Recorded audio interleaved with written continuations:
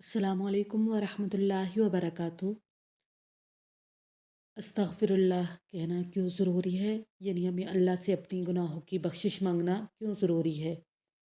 ہم دن میں گناہ کرتے ہیں یا نہیں کرتے یہ ہمیں نہیں معلوم ہوتا، لیکن ہمیں اپنے گناہوں کی معافی مانگنا ضروری ہوتا ہے۔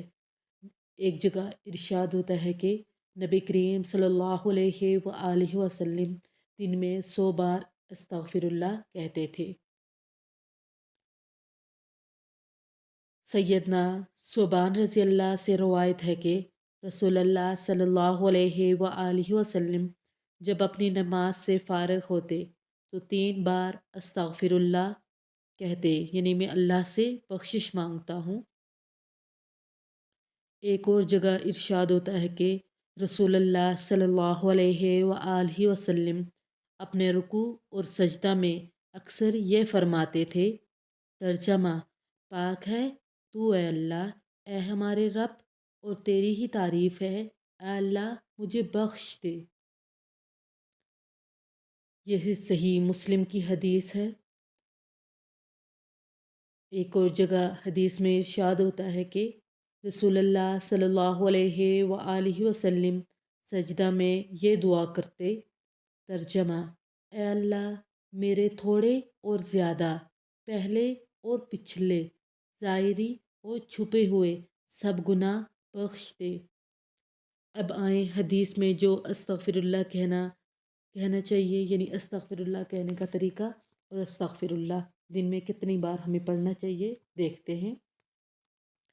ہر انسان کو کم از کم دن میں 100 بار استغفر اللہ ضرور کہنا چاہیے۔ اس کے ساتھ ساتھ اگر آپ کو کوئی مشکل پیش آ رہی ہے، یعنی آپ کے کام میں کوئی رکاوٹ پیش آ رہی ہے، تو وہ ہمارے اپنے گناہوں کی وجہ سے ہی اس کام میں خلل پیش آ رہے ہوں گے۔ تو کوشش کریں کہ دن میں 5000 بار استغفر اللہ کریں۔ انشاءاللہ آپ کے کام کے جو رکاوٹ ہے وہ دور ہو جائے گی۔ حدیث میں جو استغفر اللہ کہنے کا طریقہ اور استغفر اللہ پڑھنے کا جو بتایا گیا ہے وہ ہم پڑھتے ہیں۔